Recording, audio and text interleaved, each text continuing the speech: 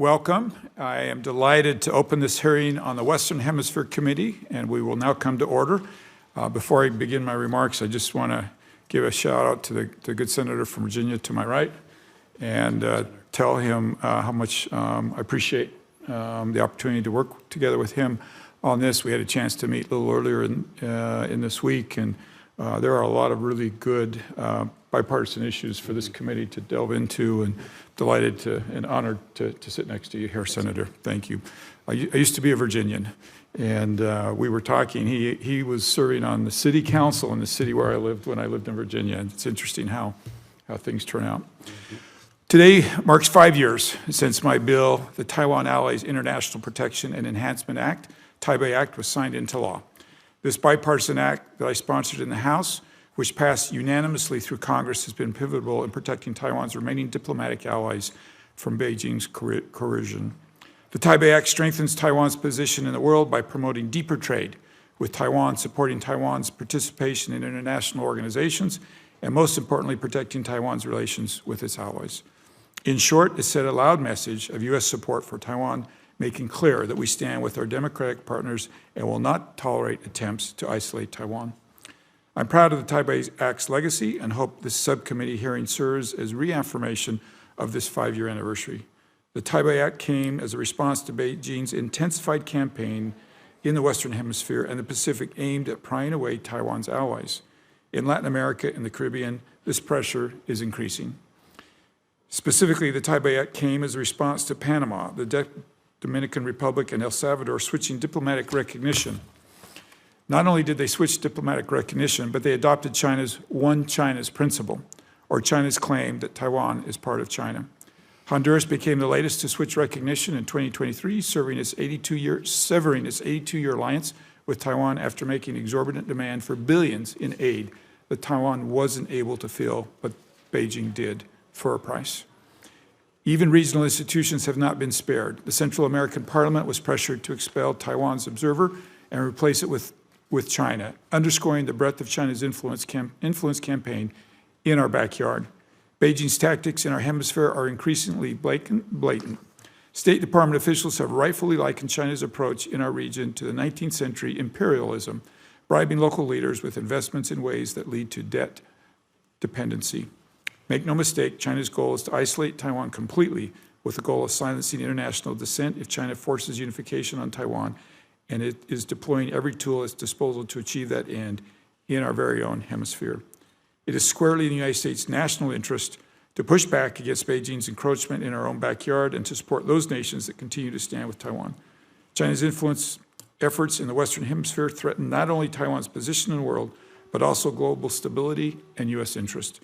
We must respond with equal resolve.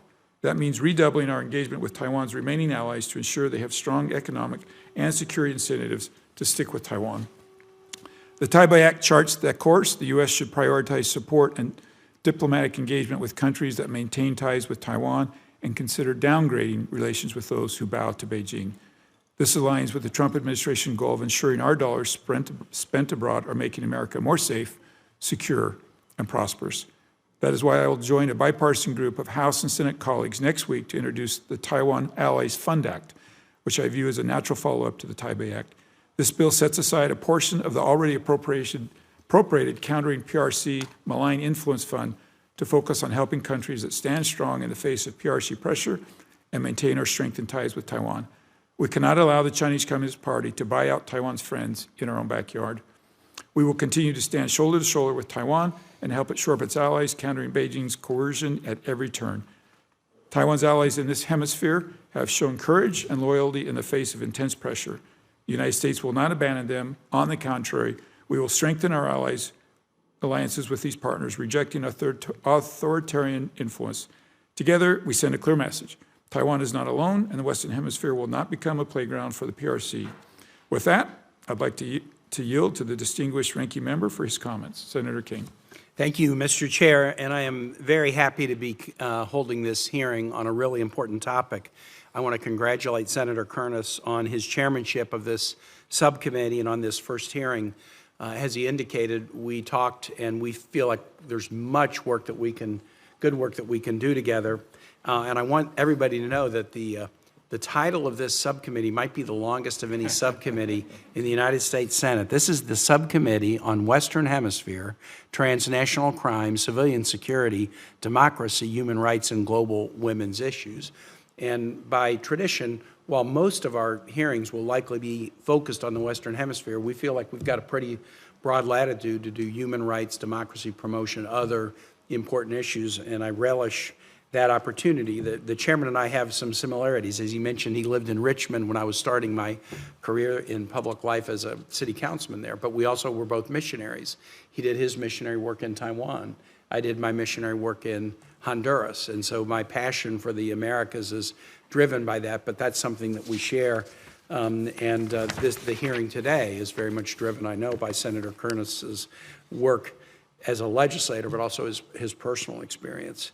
Congratulations on the 5-year anniversary of the Taipei Act. I actually remember it well. So this was a House bill, but the SFRC had a similar bill, and we worked on it in 2019 over what was a landmark bill, but also a bipartisan one. We can do good work together, and we need to keep doing it. We've got a great panel this morning. I want to thank you, Mr. Ellis. It's always good to have you here and to see you again.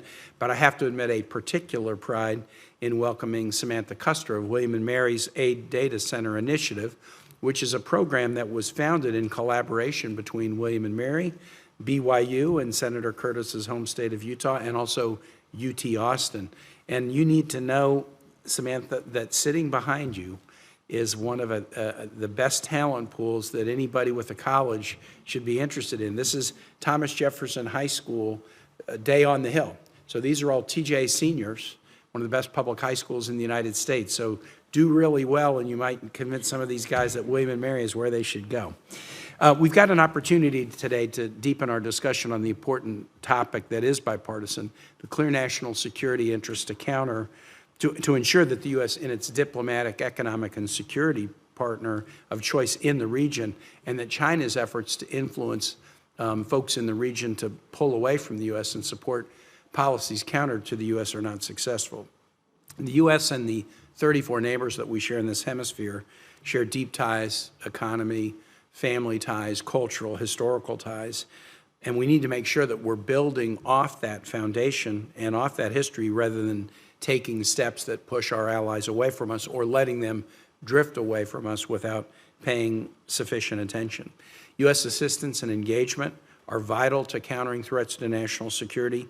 We have an essential role to play in bolstering the stability of the region. When we do that, when we help the regional economies and regional political stability, we not only benefit these neighbors that are our friends, but we also reduce issues like narco-trafficking or migration flows to the United States. So we're very, very tied together. Every crisis in the region that affects people in the region affect our homeland too. And there are two reasons why China is moving so aggressively into the region and why we have to be equally strategic in our response. Not only is the PRC trying to box us into a corner in our own neighborhood, they're also really coming hard after Taiwan's diplomatic partners, often at the cost of prosperity and good governance. The PRC's tactics in the region bring significant corruption, economic degradation, environmental challenge, and we've seen that again and again and again in the region. The area where I think it's been most manifest to me is in the relationship that the PRC has had over many years with Ecuador, that has left Ecuador victimized by illegal fishing around the Galapagos, environmental despoliation around drilling or substandard infrastructure projects, and that has put Ecuador in a real jam. And Ecuador in recent years has been more open to interacting with the U.S. because they've seen the cost of deep engagement with China. The PRC is very, very focused on the issue of Taiwan and the fact that in this region, in the Americas, have been some of the most long-standing ties between nations and Taiwan. Now, our U.S. joint assistance programs with Taiwan have bolstered Taiwan's diplomatic partnerships in the area. The chair mentioned some of the areas where we have partners in the region drifting away from Taiwan or changing their policy, but as an example, in February 2024, the U.S. International Development Finance Corporation signed an agreement with its counterpart in Taiwan to advance private sector investments around the world, and the landmark program is focused on the Western Hemisphere and the Indo-Pacific. Direct U.S. foreign assistance is one of the several important tools for countering PRC advances in the region, but the status of some of these foreign assistance programs is very much in question right now in the early months of the Trump administration, and we want to try to make sure that we're using tools at our disposal to do what I know is the Trump administration very much wants to counter Chinese dominance. They very much want to do that, and you see that in military investments, et cetera. But one of the ways we counter Chinese dominance is also in the humanitarian aid, diplomatic space, and I'm sure we're going to be talking about that today. Trade, leveraging private sector partnership is another one of the great tools we have. The PRC is disrupting commercial exchanges with countries such as Guatemala, and they're exerting pressure on other countries like Paraguay as a means of coercing them into compliance with Taiwan policies. So there can be short-term gains for some nations in doing this, but often at the cost of long-term stability and prosperity. So shared values of democracy, freedom of expression, rule of law need to remain at the core of our engagement. In this way, too, supporting democratic Taiwan's ties throughout the region is in our collective interest. I'll turn it back over to the chair so we can begin the hearing. And there is a vote occurring during this hearing, so you'll probably, see us leave at different times. You may see other colleagues joining and leaving as votes are underway, just to explain that. But yield back to you, Mr. Chair. Thank you, and we'll just deal with that as it comes at us. I think you all are familiar with the drill here in Washington. Thank you, Senator. Dr. Evan Ellis is a research professor of Latin American Studies at the U.S. Army War College Strategic Studies Institute, with a focus on the region's relationships with China and other non-Western Hemisphere actors, as well as transnational organized crime and populism in the region. Dr. Ellis is the leading expert on the China-Latin American relations and has published hundreds of works on the subject.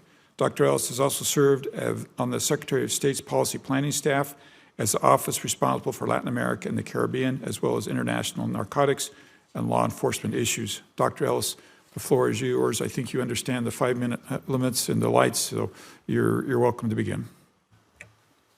Chairman Curtis, Ranking Member Kane, thank you very much for the opportunity to share my work and thoughts with you here today.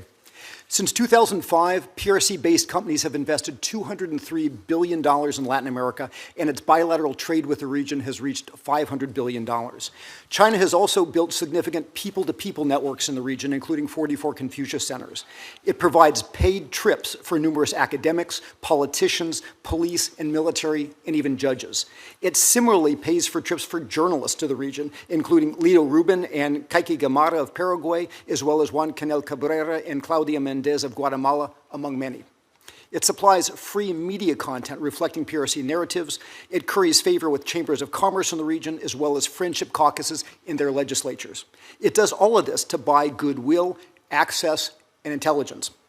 The PRC's dominant position in the region's digital infrastructure includes Huawei and telecommunications and cloud services, including the Mexican government and other governments in the region, as well as Hikvision and surveillance systems and NUCTEC custom scanners.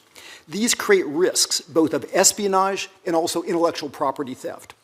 China also props up authoritarian regimes such as Venezuela, not only through loans, but also through systems that support repression, including riot control vehicles and facial recognition cameras for tracking down protesters. If the PRC starts a war with the U.S., its surveillance facilities in Cuba and its commercial operations close to the U.S. could be used as launch points to disrupt U.S. force deployment and sustainment.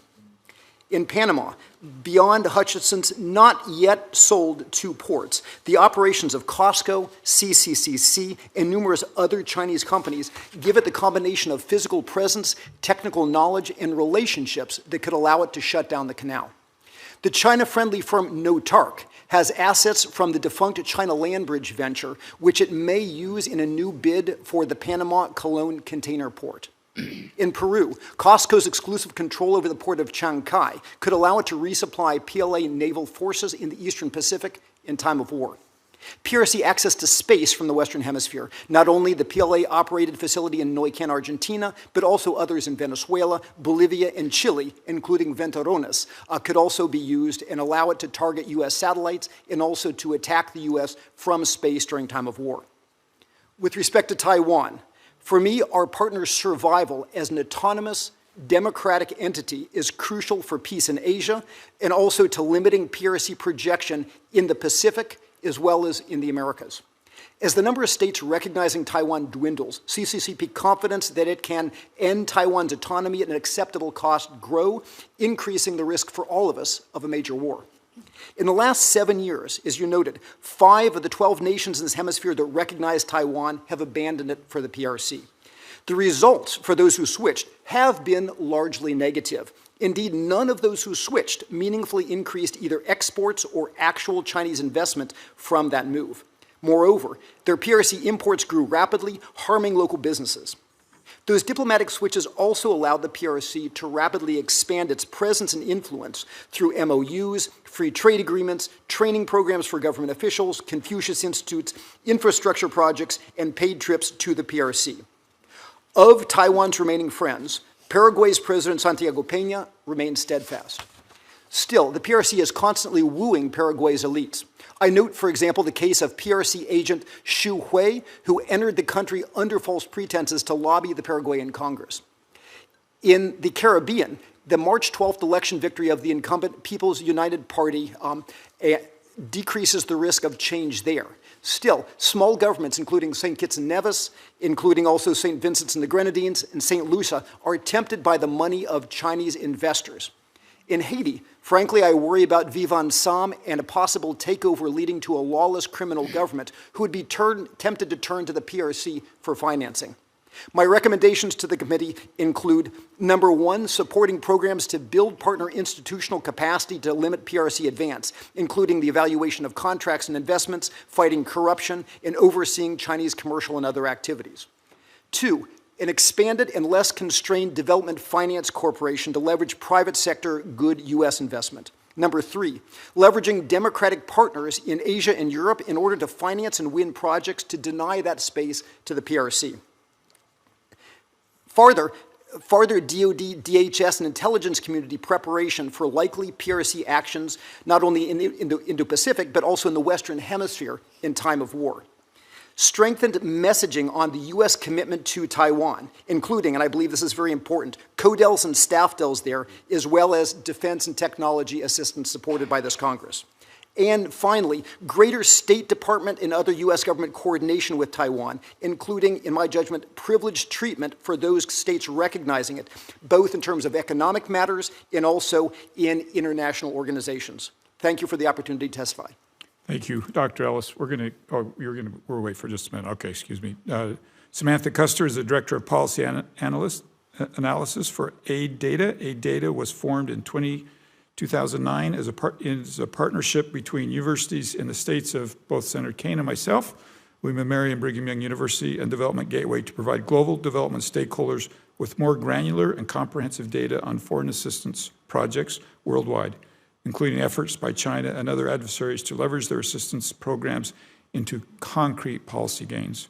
She holds a dual master's in foreign service and foreign service and public policy from Georgetown University and has a 20-year track record of leading teams and supporting evidence-based decision-making as an international relations scholar practitioner. Ms. Custer, the floor is yours.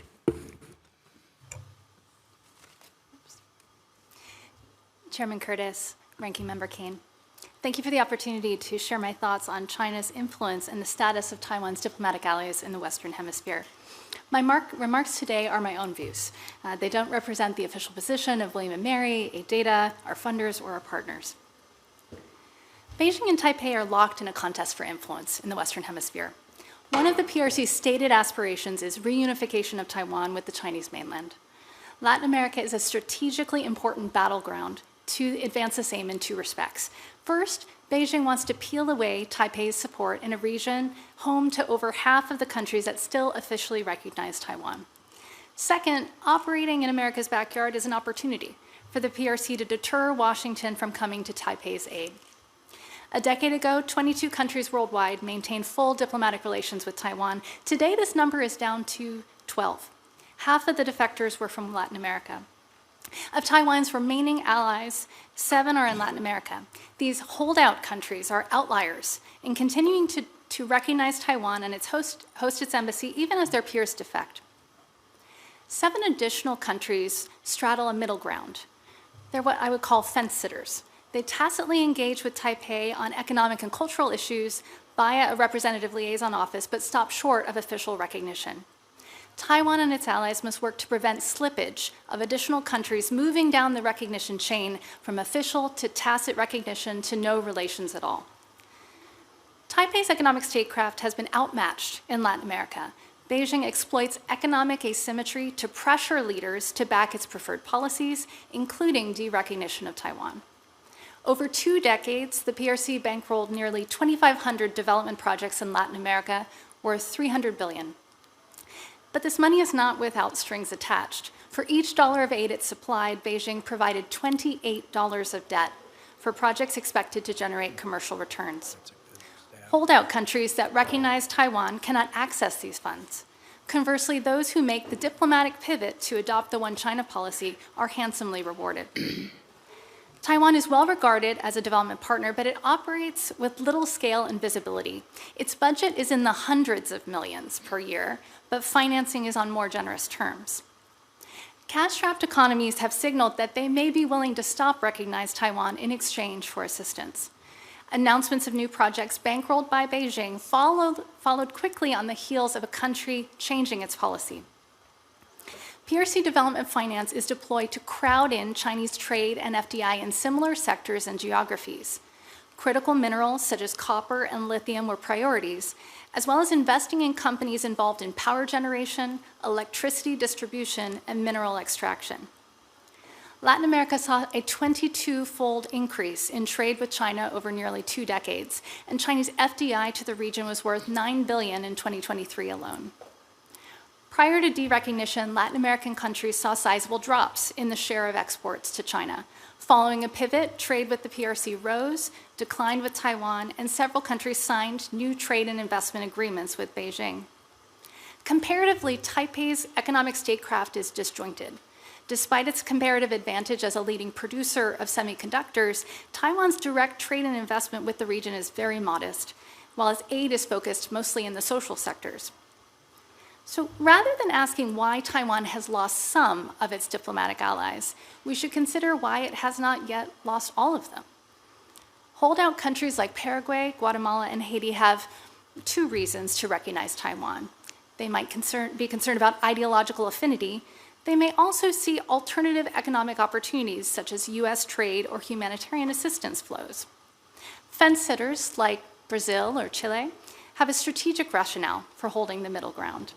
They may have a foreign policy based on neutrality, or they may capture economic or political gains from playing both sides, doing just enough to satiate Beijing, but still aiming to please the US. Of course, holdout countries still face pressure from their citizens in Beijing to change course, and the strategic calculus for these fence-sitters could shift with uncertainty in US trade policy. So to help Taiwan retain existing allies and attract new ones, I want to talk about 3 lines of effort for the US. Expanding co-financing and co-branding of US development cooperation efforts in the Western Hemisphere with Taiwan. Prioritizing renewal of things like the generalized system of preferences and strengthen aid for trade that help Taiwan's allies in the region utilize duty-free access to US markets. And finally, promote cooperation between American, Taiwanese, and Latin American firms to build resilient supply chains in critical industries. Thank you, and I look forward to your questions. Thank you, Ms. Koster. We're going to excuse my ranking member. We're going to excuse the ranking member for just a moment, and then we'll switch roles and vote. So he's demonstrated a lot of confidence in me to leave me here by myself. I want to go off script just a little bit, because I think it's really important for anybody watching this today to understand why this matters. So Dr. Evans and then Ms. Custer, if you would start, why does this matter? Why does hanging on to these countries matter for the United States? It's an excellent point. Senator, it's an excellent point, and I think one that's very important for us to be clear on. So first of all, from the perspective of the conflict or the rivalry with the PRC, understanding that as the number of allies that Taiwan has goes towards zero, in the context of increasing military and other superiority in Asia by the PRC, the temptation is that brings us closer to a war in Asia. The extent to which Taiwan is seen as not isolated, I think, at least is one of the factors that keeps us farther away from that war. Also understanding that if Taiwan is lost as an autonomous democratic ally in Asia, that geographically allows the PLA and PLA Navy to project itself out beyond Guam into the Indo-Pacific to Hawaii and to the U.S. coast. But also looking just at Latin America and the PRC economic but also military and political advance in Latin America. The way, and I've shown this time and time again in my own research, the most rapid way for the PRC to advance in military and economic terms is when you have a flip, because that flip is associated with non-transparent MOUs. It is associated with often free trade agreements, which open up markets to PRC companies in sectors like electricity and telecommunications and others. It's typically associated with the establishment of Confucius Institutes, training programs for government officials, and a range of other things. And frankly, if we look at which states still continue to recognize Taiwan, they are states ever closer to the United States. They're in the Caribbean, in the U.S., maritime approaches, as well as in Central America if we talk about Guatemala and Belize. In other words, it becomes a national security imperative and really one of the best ways to push back against the PRC. And frankly, at the end of the day, also for both the region itself and also for the United States, Taiwan is an excellent democratic ally. It's a partner with very good development projects, even if at a smaller scale. And it's a good partner for coordinating to push forward democracy and help to address and promote the conditions in the region of the types of regimes that we in the U.S. would like to have. Thank you. I would add to that three things. So first, it matters economically. Taiwan is the leading supplier and producer of semiconductors in the world that the U.S. economy relies upon. So not only would it disrupt our economy, but some estimates indicate that if Taiwan were to fold, that would have probably about a 10% disruption to the global economy. So that's big. That's a big deal. Geopolitically, the U.S. is actively trying to advance its interests with the PRC across the globe. If we fold on Taiwan, if we see diplomatic allies being hemorrhaged away from Taiwan, that gives China essentially a major victory in this competitive battle. And then finally, from a security perspective, I think the more that countries in the region tip into China's camp away from Taiwan, that increases exposure for the U.S. to things like these dual-use ports, these emphases on space observatories and like that strengthen China's hand. So just a point on that, you mentioned the 10% hit. I think that's to our GDP. To put that in comparison, the Great Depression was 7%. So you want to understand what type of an impact. That's dramatic. Thank you. I also want to use this opportunity to point out, oftentimes when we have these conversations, it feels like we're talking about the Chinese people. And I want to be really clear. I think Americans love the Chinese people, love the Chinese culture. That's not where our problem is. It's an authoritarian government that's more oppressive on its own people than anyone else. And I just think that's really important to designate for our conversation. Dr. Ellis, let's go to the Panama Canal. You mentioned that just briefly, and I think you rightly said that these two ports were not yet transferred, but we've got some hope here that these are moving out of those hands. After Secretary Rubio's visit, Panama announced it was pulling out of the Belt and Road Initiative, which it joined when it switched diplomatic recognition. Given these developments, is there a pathway to get Panama at least to upgrade their relationships with Taiwan and perhaps give some type of representation, even if it's a representative's office or something like that? How do you see that playing out there in Panama? Senator, I think it's a great and important question, and I think I would address three different pieces. Number one, I think the Belt and Road changeover, Panama's renouncing of the Belt and Road was important, but it's important also to recognize that it was symbolic. It contractually doesn't necessarily get the United States any greater security, but again, I think it's a move in the right direction, and we should continue to press for that option with other states in the region as well. With respect to a representative office, a TECRO type office, again, I think that's a possibility. But I think both the administration, the Secretary Rubio at State, and this Congress should be ready to fully defend it. I remember when our friends in Guyana, the Irfan Ali government, a couple of years back, tried to allow Taiwan to open up an office, and the PRC pressure was so strong that within, I think, 3 hours, they were forced to double back on that. And so I think we should absolutely press for that as a doable thing, but we should be ready to defend it. And the other thing I think is we have some opportunity as we move in the right direction with respect to the BlackRock deal, but we should also be attentive to the fact that Chinese actors of the PRC are trying to reverse that deal, even with their delegation that came just days ago. Also, there are risks from other operators such as Costco, such as the possibility of a new Panama clone container port in which the China-friendly company No Torque could operate, as well as actors such as Huawei and others. And so I think we need to continue to be vigilant in that area, and certainly be prepared to not only press forward, but also follow through in things like TECRO offices. Thank you. Adding to that, I think there is a momentum that we're seeing in Panama right now. You think about the fact that Panama is one of only 2 countries in the world that has announced that it's backing out of China's Belt and Road Initiative, and that's significant. In terms of this recognition chain that I talked about before, from no relations to the tacit kind of liaison office to the full, I think the risks for countries in the region, or the pain that they feel, is highest when they go all the way to full recognition.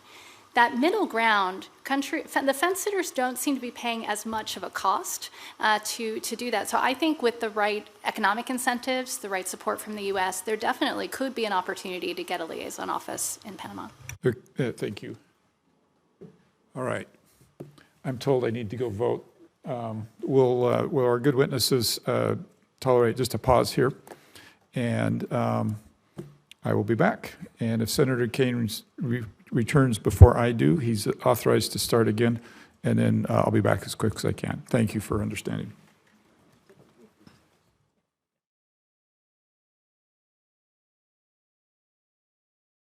Yes.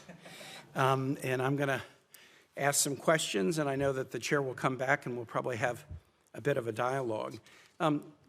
Dr. Ellis, I wanted to ask you, just elaborate a little bit more on what you said about what China's doing right now in Guatemala and Paraguay. So Paraguay has been very, very solid in support of Taiwan and resisting PRC influence. The new Arevalo government, slightly over a year old in Guatemala, I think has been a real breath of fresh air in that country domestically, trying to push back against a culture of corruption. They had to kind of work through their own version of January 6th on the day that President Arevalo was inaugurated in January of 2024. But talk a little bit about what the PRC is doing in both of those countries to kind of break them away from their support for Taiwan. Senator Kane, thank you for the question. So first of all, to put it in general context, as you know very well, in all of the countries, there is a constant process of lobbying. That lobbying often involves the courting of local elites, sometimes bringing them over to the PRC, whether through business opportunities or through consulting opportunities, paid trips. That also includes journalists to try to frame the debate. As a complement, you also see a number of different activities with respect to what I would call economic blackmail, the promise of how much more one could export, usually a false promise if one only changed relations, and the pressure to saying, well, if you don't change, then you're not going to get even what you're getting today. And so that pattern applies in both countries. And so in Paraguay, because it is a very important meat exporter, as you know, a lot working especially through Nadera and Noble that China bought about 10 years ago, is some of the agro-logistics firms, a lot of whispering in the ear of the Paraguayan agriculturalists that if only you changed relations, you could sell so much more. But on top of that, you also see some what I call surreptitious lobbying. I mentioned the Chinese agent Xu II, who was basically entered supposedly for to give a talk and tried to lobby in the Paraguayan Congress. And on top of that, you also have, I think, some threats to make Paraguayan exports difficult. I have had the fortune of being able to engage with Paraguayan government, including with President Peña, and I know that because of his background with the Colorado Party, there is a certain, at least, principled determination there. But again, the threats are always there. With respect to Guatemala, of course, slightly different challenge with a Arevalo government. But again, the same promises of agricultural exports, the same type of lobbying. I mentioned in my initial testimony the number of different Guatemalan and Paraguayan reporters that are brought over. The one woman that I mentioned with her program Concretario, which is a very influential Guatemalan program, she was brought over for 3 months for a orientation trip to the PRC, and those type of things are not common. So you have that. And indeed, when President Arevalo first came in, and he was trying to walk that delicate balance that so many of our friends are, trying to say, well, we want to have the economic benefits of the PRC, and at the same time, continue politically with our Paraguayan friends. There was a moment, and the PRC is very good at doing this, where they cut off critical exports of, I believe it was a type of Guatemalan nuts, essentially to send a warning that, if you don't switch over, even what you're getting now could be lost. But again, I think the principled stance of President Arevalo in sticking with our Taiwanese allies has continued apace. But again, those pressures are there for both, sir. Do you have something, Ms. Custer, you want to add in? Please. Yes, please. In my written testimony, I talked about how Beijing's approach in Latin America, the economics is the cornerstone, but the information operations and the public diplomacy that Dr. Ellis was talking about is exactly the megaphone that amplifies these things. I very much agree with Dr. Ellis's observations. I would add a little bit more to say that China is playing this out in two dimensions. One is that it is trying to engage indirectly by tapping into this fear of missing out. It's really interesting when you look at the post-2016 defectors in Central America, Panama 2017, the DR 2018, El Salvador 2018, Nicaragua 2021, Honduras 2023. Countries are looking at each other. They're seeing what their neighbors are getting for partnering with China, and that is a very, very powerful story. Interestingly enough, too, in addition to the Paraguay example you provided, Dr. Ellis, I would also add there was an interesting anecdote about China's interactions with Paraguay during the COVID-19 pandemic, and essentially using access to vaccines as a stick and a carrot, I guess you could say, to try to pull off Paraguay. I have many questions, but here's one. Is the Chinese sort of MO in interacting with countries in the Americas different in any significant way from their theory of the case when they're interacting with African countries or other Asian countries? And if so, describe a little bit how it's different. Maybe I'll speak to that first. So I'm a comparativist by nature, so I look at this across different regions. And so I had a starting point when I looked at China and Latin America, and there is a remarkable similarity in how China engages. Economically, again, is the cornerstone. It leverages the interplay very well of development finance, trade, and investment, and then uses all of these public diplomacy information strategies to boost its voice. But I think what is unique and interesting about the Latin America case specifically, one is that the emphasis on derecognition of Taiwan. You see quite a significant split. And it's a two-track system. Those that play ball with China on Taiwan get all of the goodies, and those that do not are locked out. And so that comes out in starker relief here. And then I think there's also some unique concerns regarding the dual-use ports and some of the other investments that it's making in strategic industries in Latin America just because of the geographic proximity to the U.S. Dr. Ellis.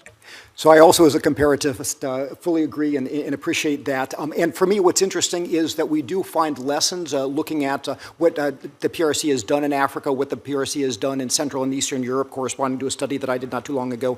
And not surprisingly, again, these policies come from the same Chinese culture, that they come from the same organizations, both the commercial side and governmental, in Beijing and in Shanghai. But there are differences that reflect the geographical imperatives narratives, the composition of governments, the different cultural legacies, for example, China's involvement with the legacy of decolonialization in Africa and some of its relationships there. And when we talk about geography, certainly what you do see is that on the one hand, again, 7 of the 12 nations in the world that continue to recognize that Taiwan are found in this area. And oh, by the way, if you look at it from the perspective of the military, and I've worked in support of DoD my entire career, you can't help but noticing that the vast majority, with the exception of Paraguay, are dramatically close to strategic United States facilities from Central America, from the Caribbean. And so the opportunity for a flip is as much strategic in terms of the PRC's advance as it is from the isolation of Taiwan. And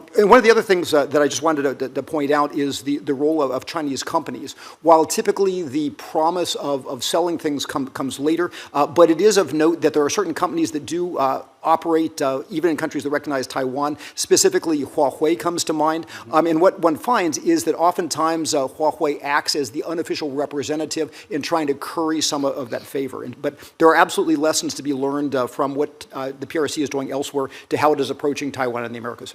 So I'm going to make a critical comment and ask some questions that are critical of Trump administration activities in the Americas.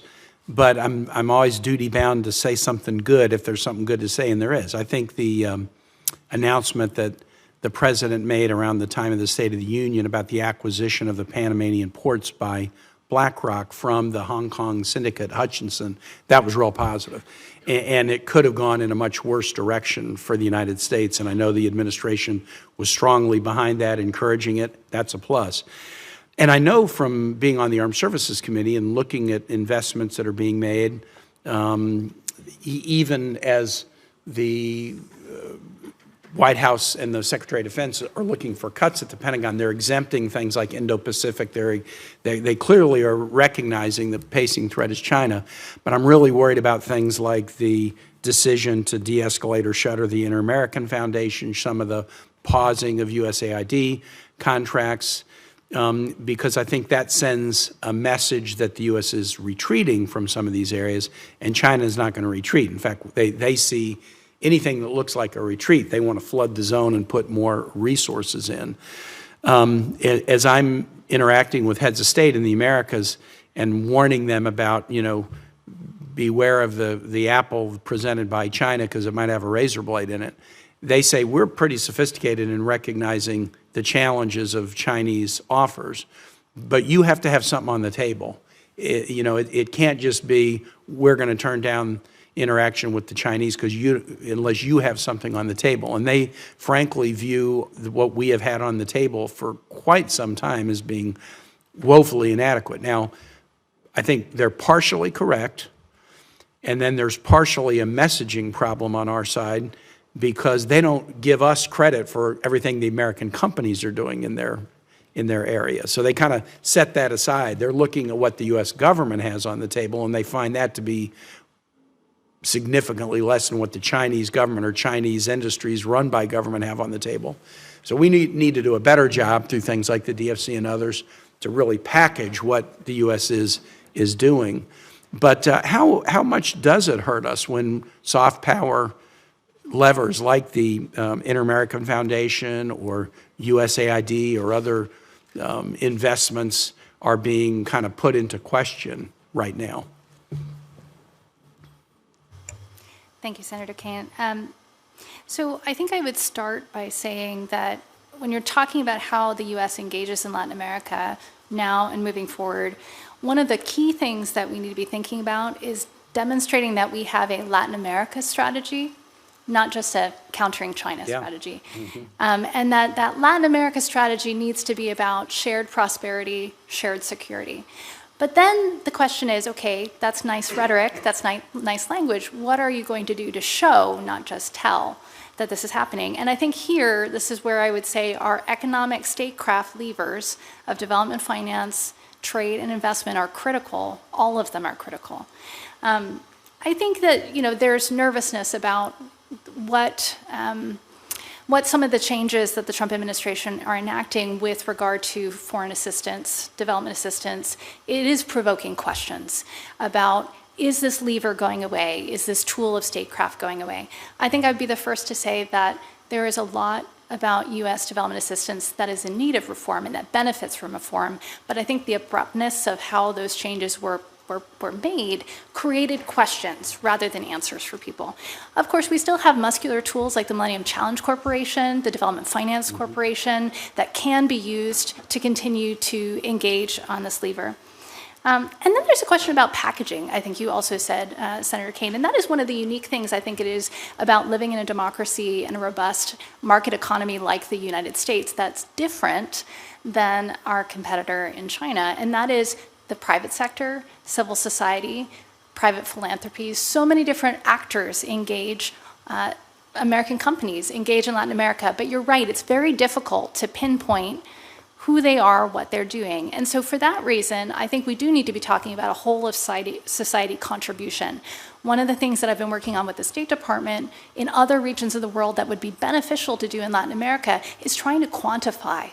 What is the value economically of engaging with the U.S.? What does that look like in terms of private sector trade and investment? What does that look like in terms of development finance? Our ambassadors and diplomats don't have easy answers to those questions. Dr. Ellis. No. Thank you very much, Senator. An excellent question. First of all, my understanding is coming from an academic standpoint, but recalling some of the same answers that I gave during a previous hearing, I believe, in front of yourself and the Foreign Relations Committee not too long ago. I think there's a range of different things. As you pointed out, number one, recognizing that the appropriate use of national power, and again, I think that's something that Secretary Rubio and others understand, to make our adversaries know that we care and make our partners know that we care. And so, to me, as I mentioned with Senator Curtis, the importance of having this at least momentary victory with BlackRock, with Hutchison, but also the follow through to make sure that deal is not foiled. Also, I think one thing that's important that is for me hopeful with the President Trump's administration is the renewed focus on the private sector, making sure that the private sector is leveraged to provide alternatives and not overly constrained in terms of the way and where we can help. Also, there is a question, I believe, which is fundamental, and this goes back to your point about institutions. And so, for me, one of the ways in which we're never, as a free market society, we're never going to be able to out-transactionalize the Chinese. And so, in many ways, the question is, how do we limit some of the more predatory aspects of their advance? And to me, one of the things that is critical for that is working with partners to help strengthen their institutions in terms of anti-corruption work, in terms of pushing for transparency, in terms of their ability to evaluate contracts. There are things that are equivalent to what we have in the U.S. for CFIUS. Basically, help them to get it right on a level playing field. And my hope is that we continue as we try to figure out, throwing out which wheat and which chaff on some of these programs, that some of those things, working with our partners, we will continue in that direction. And I think at the end of the day, another thing which becomes very important is, again, that to give our partners reasons why they want to work with us. And I think, again, this is a balance that I see Secretary Rubio also working to do very well, to show that we care and to apply pressure and to pursue the U.S. interests where appropriate, but at the same way to still give reason to believe that there is an inherent own reason to work with us as a dependable partner. As I cede back, having gone way over my time, but this has been great, I do want to just underline what Ms. Custer said about we need a Latin America policy, not a countering China in Latin America policy. Latin American nations, a critique that they would have of us is the U.S. policy toward Latin America is always really about somebody else. The Monroe Doctrine, that was really about Europe. It was telling Europe that they couldn't be involved in Latin America. And they worry that we're only interested in them to counter somebody else rather than interested in them. And then even that interest can be episodic. We're worried if there's an immigration crisis, and as soon as it abates a little bit, okay, we're not worried anymore. We're worried if the Soviet Union is doing things in Latin America, then Soviet Union collapse, we're not worried anymore. So I think the notion of a Latin America policy that's really about Latin American prosperity and stability is good work that can be done, that needs to be done in a bipartisan way between Article 1 and Article 2 branches. With that, I yield back. Thank you, Mr. Ranking Member. And with a little footnote that I'd still like to come back to some of my questions, I will yield to the good senator from Oregon. Thank you very much, Chair Curtis. Good to see you in the chair's seat. You have so much power now. Well, I wanted to go back to a journey of December 2023 when a group of us led by Senator Kane went down to Guatemala. President-elect Arevalo had been here. A couple of us had met with him, and he said, I may never actually become president, either because they will invalidate the election or I'll be assassinated. And I asked him, would it be helpful if a group of us come down before the installation to show American support for the integrity of the election and the integrity of the democratic process? And he said, that's the single best thing you could do. So we went. And while we were there, the Attorney General of the country invalidated the elections. And we immediately did a press conference and stood up for the integrity of the elections, integrity of democracy. Some European delegations did the same day, and by the end of the day, the then president, the outgoing president, said he would stand by the elections and the installation. I was very, very pleased to see America standing up for democracy, standing up for integrity of the process. President Arevalo ran on economic development for the whole nation, and that really made a huge impact on the indigenous population, recognizing they had a champion in him, which they often didn't have in a president in Guatemala, and his effort to take on corruption. And you just mentioned corruption a moment ago. Now we are cutting programs that support anti-corruption and support economic development. What impact will those cuts have on the stability or success of Arevalo's effort to improve living and stability and take on corruption and establish a better democracy? Senator, thank you very much for the question. And first, for me, framing to be perfectly clear, my understanding is that the administration is in the process of evaluating the wheat with the chaff, which things make sense to continue in some new form versus what things don't. But for me, and also, frankly, to dovetail off of what Senator Kane said, for me, there is no other region in the world with which what happens, whether for good or bad, most directly impacts the United States through ties of immigration or commerce or security. So understanding that connectedness, I think, is probably the entire committee shares. Understanding that one of the biggest impacts for opening up the doors for China, and we see that with, for example, Venezuela, when, again, frustrations with corruption opened the door for first Hugo Chavez and then Nicolas Maduro, or, for example, in Ecuador, talking about how Rafael Correa came to power, or in Bolivia, how Evo Morales first came to power. That frustration with corruption, oftentimes in the sense that governments are not performing, opens up the door for radical left that hijack democracy, and often in terms of who buys the most Chinese arms, who buys the most Chinese security systems, who engages with the Chinese in the most problematic ways. What you see is that when there's a loss of faith in democracy, that often opens up those doors. And so I certainly would concur that helping our partners to succeed as democratic governments in the fights against corruption and other things is important. And at the same time, you've kind of leapt forward to my second and third questions, but I'll just acknowledge that. I do think that cutting the terminations of foreign aid programs that have included supporting democracy programs and good governance will have an impact. Maybe some of those will be restored. As you say, maybe there's the chaff that can be set aside. I think it's very important to carefully defend the programs that support his efforts in economic development and strengthening the institutions of democracy. But then this has broader impacts, which you've leapt forward to. And certainly if we have a weaker relationship with Guatemala and terminate these programs, creates a more open door for China. But I wanted to ask about one specific aspect. Maybe it's been asked about, but I wasn't here for the rest of the hearing, so I apologize. And that is whether undermining programs in Guatemala might also undermine the ability of President Arevalo to continue to support Taiwan. He's under tremendous pressure to abandon the recognition of Taiwan. We've encouraged him to sustain that, but if we're doing less on economic development, China has the opportunity to say, well, we'll do more, recognize us. Thank you very much for the questions. I wanted to go back first to your earlier comment about democracy. And I think when you talk about democracy erosion, there's really three things that we need to be looking at with that. One is public apathy. Globally, you're seeing citizen surveys that are uncertain about whether democracy is delivering economic growth, and that is a major challenge, I think, for democracy. I think, secondly, is that you do have wealth maximizing, power maximizing politicians that are looking for opportunities to accumulate power. But then you also have motivated external salesmen, and I think that kind of brings us to the point of this hearing.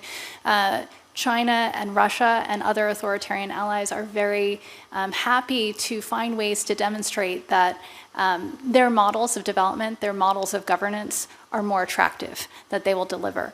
And I think there's an opportunity for the U.S. to counter that in two respects. One is bolstering Taiwan, who actually has made an effort to demonstrate that you can have development and democracy to be successful. It's not very good about telling its story as a successful democracy, so that's certainly one thing to think about. But two, in terms of the U.S., there is a whole of society approach that we need to be thinking about here. Our civil society, our private sector, our government, engaging in places like Guatemala to shore up democracies. And to do that, you're thinking about investing in watchdog capacity of civil society, journalists, and whatnot. You're thinking about increasing the technocratic competence of officials in these governments as a counterbalance to politicians, and then investing in accountability. I would like to see the U.S. continue to be a voice and put resources behind doing these things from a government perspective. But at minimum, we should also be working with our private sector and civil society actors to shore that up further. So I'm over my time, but I just want a kind of a yes/no if possible. Does canceling programs that we support in Guatemala on economic development and democracy building make it harder for Guatemala to maintain its current relationship with Taiwan? I think we need to get the programs that we support right, sir, and make every program dollar that we spend count. That wasn't exactly an answer. Okay, so you're going to not answer that one, but how about for you, Ms. Custer? I am similarly going to give you a non-answer, but I will say that when it comes to fighting economic pressure from China, we've removed an important stick and lever at our disposal. It makes it easier for Guatemala to say it's not worth it. You're the experts, and you don't want to answer the question. So I want to tell you how I think the right answer is.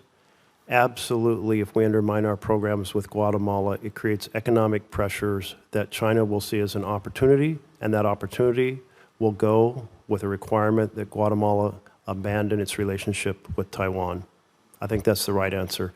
If we had further time, I'd ask you if you disagree with that, but thanks. And on that note, I'll turn to a few questions of my own. Ms. Custer, you talked about Taiwan telling its story, and I want to just point out, in 1979, I actually lived in Taiwan, and Taiwan was under martial law at the time. And the United States put a lot of time and energy into our relationship with China, and to some degree, we pulled back, well, not to some degree, we pulled back our diplomatic relationships with Taiwan. And now you let that time pass between 1979 and now, and you have a full-force democracy, prospering, doing well, freedom for their people, and you have, of course, China has gone the opposite direction. And I think that is a fabulous story to tell, one we really should be shouting from the housetops here in Washington, D.C. Dr. Ellis, let me have you put on your former state policy planning staff hat. And did you see evidence of Chinese interference in local electoral processes or overt efforts to sway political leaders to sever their relationships with Taiwan? Yes, sir. So first of all, I think it's important to understand how it is multifaceted, and I probably should, and I'm going to speak in terms of having followed this for about 20 plus years as an academic, and certainly the unclassified portion of what I saw while I was at the State Department. But what you see again is this weaving of a tapestry of all levels. It's the economic blackmail selectively applied that we saw before. It's the whispering in the ears of business lobbies in agricultural and in other sectors. It It is the bringing people over to the PRC in terms of journalists or others to try to get favorable coverage and access. It is sometimes the inappropriate things. I'll mention one specific case that I haven't mentioned yet, of course, which was the flip of Taiwan. Now, I've spoken with President Varela, and I know that he would deny that there was a quid pro quo, but it did not go unnoticed among people that, right after, he flipped to the PRC in 2017, that the family-run business that was in his brother's, name suddenly got a really big contract, from the PRC. Similarly, it was not unnoticed that his Vice Minister, Nicole Wong, again, who I know, a wonderful person, very bright person, but after she played a critical role in that flip. Literally just months later, she got a very cushy job representing China Harbor Engineering Corporation. And so I think there is this sense of, both the offers and does China play dirty, and including some of the more, the indirect electoral things. And if I may, just one more thing, and Ms. Custer also alluded to this, but really to emphasize the promise of benefit is often an unrealized promise. I have done several studies which have been published looking at IMF data, in which you actually see that if you look at the 2 to 3 years after recognition, when you include both what is lost from Taiwan and what is gained from the PRC, in almost every single case, it is either flat or it falls. In part, that's because some of the traditional products, such as coffee and fruit, there's no real reason for the PRC to bring them in refrigerated containers halfway around the world when they can get the same product from Vietnam or the Philippines. That's oftentimes a symbolic thing. At the same time, their export agencies oftentimes don't have the expertise that they need. And indeed, when you look at the actual investment projects, there's a certain amount of work that is done, paid for by those countries, but not in Panama, not in Costa Rica with the disastrous Route 32 project, not in the Dominican Republic, where something like $600 million of electricity projects were promised that never happened, not even in El Salvador, where there's talk about La Union. In almost every single case, those promises have been empty, but it's those hopes that often are sold, whereas I think that the benefits that Taiwan provides, often right-sized for our partners, are something that's much more tangible to their benefit. Thank you. Ms. Custer, did you want to comment on that? Yes, sure. Please, sir. So first, picking up on this, we call that buyer's remorse. You asked me earlier, Senator Kane, about how we see things differently in Latin America than in other parts of the world. One is the newness of a lot of these relationships. I field surveys of private, public, and civil society leaders in 141 low and middle income countries, including many in Latin America. And what you see are differences in how leaders think about what they've gotten in the relationship with China. And you see a lot more skepticism and doubt starting to flood in places like East Asia and Pacific, for example, where these countries have a longer history with a lot of these projects, where you're starting to see not only the promises, but the delays, the disruptions, the challenges environmentally, challenges with governance and corruption. And so this has soured things a little bit. Other studies have shown that China gets a public perception bump when it announces a new project, but it actually has a decline at the end of these projects. So those are the stories that actually aren't really being told yet in Latin America, but there's an opportunity there for learning. And then, Before you leave that, can I ask us, can you bifurcate the difference between that reaction from people on the ground and the leaders? Does that make sense? Yeah, that's a great question. So when I talk about leaders, it's a fairly broad way of defining it. So mid to senior government officials, civil society leaders, private sector leaders. Typically, these leaders are thinking about a slightly different set of agenda items than citizens. Citizens are often historically undecided when it comes to China, but you do see a souring of public opinion, mostly in terms of reaction to news media, but also a souring when it comes to what's happening in particular communities that are affected by these projects. When it comes to leaders, what is a more compelling case is, where am I going to get financing for infrastructure projects? And I'm looking to China. And so there is a little bit of a difference there, but even in places like the East Asian Pacific region, you're seeing a souring on both counts. Very good. So I'm going to still put my bookmark down, but yield to the senator from Florida. Welcome. Thanks. Well, thank you, Chairman. Thank you all for being here. So, first off, do you think China's our friend? Either of you think their government has decided they want to do whatever's in the, act in the best interest of America? Either of you? Do I think that China is our friend?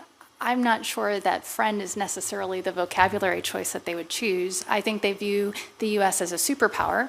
It is someone that they can't ignore. It's somebody they have to accept and find ways to work with. The question is more about managed competition. So in what areas are we going to compete? In what areas are we going to cooperate? That's not quite the same thing as a friend, but it is someone you have to live with. For me, Senator, thank you for the question. The Chinese people are our friends. The Chinese people are human beings living in an oppressive communist system, which, fundamentally, through the dominance of government, crushes the initiative that they have and the freedom that they have.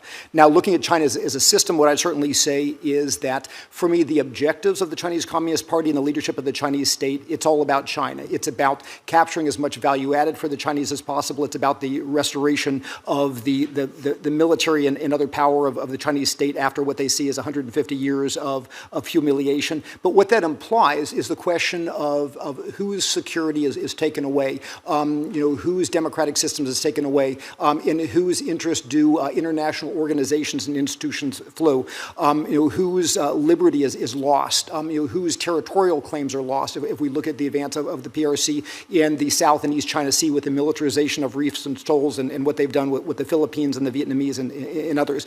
And at the end of the day, creating the dilemma for us that, if we have to someday fight against the PRC because of Taiwan or something else, that is going to be a horrific challenge. And so, Let me interrupt you for a second, make it easier. So, do you think a friend would give your kids fentanyl? Do you think a friend would do that? No. Answer is pretty simple. They wouldn't do that. Do you think your friend would sign a document that they are going to comply with some organization or some trade deal and completely lie? I don't think so. Do you think a friend would try to steal your job? Probably not. Do you think your friend would try to take the property of your next door neighbor? Probably not. So that's the party, the Communist Party, right? Okay. So how do you think that when you see the Communist Party do what they're doing, how are we supposed to try to be helpful to Taiwan? What would be the biggest ways we can be helpful to Taiwan? So first of all, to ensure Taiwan's survival as a democratic autonomous entity, to make sure that, as happened with Hong Kong in violation of the commitments to Hong Kong, that Taiwan's autonomy is not crushed, in part because it is in our security interest to do so. And okay. What would you do? What would you do that we're not doing? So a range of different things, sir, but number one is to make Just sure— give me the top three. To have a clear commitment backed by military and other capabilities to be able to defend the autonomy of Taiwan is fundamental to U.S. long-term security interests in Asia. And as part of that, also to resist encroachment on Taiwan and its group of friends in the Americas and other places in order both to help maintain the autonomy and friends of Taiwan, but also as a vehicle to restrict China's advance. How about you? What are your top three things that we ought to do to help Taiwan? Or do you think we should? In terms of helping Taiwan directly, I think there's a question as to how much does formal recognition matter versus broadening the support base of actors that see the value of an independent Taiwan.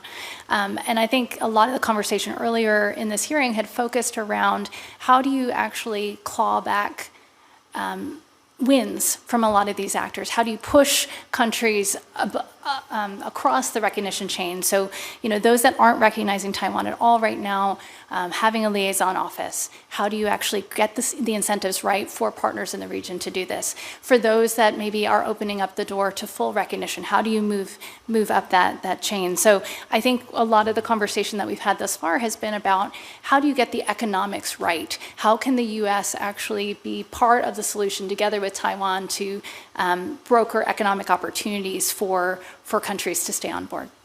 Do you think we should buy?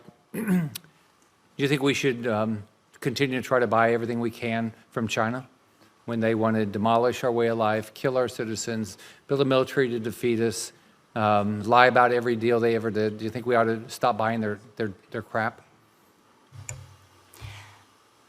I think I would answer the question by saying it is in the interest of the U.S. to diversify its supply chains, to diversify its trading partners. And Latin America is a great place to do that. We could be doing more to build and buttress our relationships from a trading perspective there. That's a win for the U.S., that's a win for Taiwan, and it's a win for the region.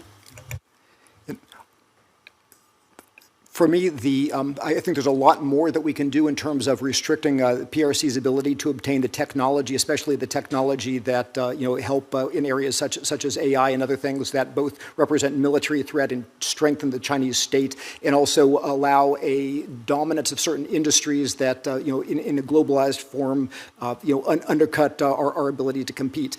In addition to that, I think there's more that we can do with financial sanctions. I think there are certain areas where we need to make sure that we don't do more to undercut our own strength in trying to move away from working with the PRC. So I think there are some areas where we certainly can cooperate and have economic, but we absolutely do, I believe, need to understand, as you pointed out, Senator, that we are in a very serious competition, and we need to make sure not only that we preserve the autonomy and democracy of Taiwan, but also our own strategic space in being able to compete against the PRC and not find ourselves in a position where we are technologically outmatched, militarily outmatched, and otherwise by allowing certain economic things. So I think there's a lot more that we can arguably do if we do it intelligently in that space, sir. Thank you, Chairman. Thank you. The gentleman yields. Sincere thank you to both of our witnesses. Thank you for dealing with our little recess there. For information of the members, the record will remain open until the close of business tomorrow, March 27th. We ask that the witnesses respond as promptly as possible. Your responses will also be made part of the record. With my thanks to the ranking member and on both of us, we thank everybody for being here. The hearing's adjourned.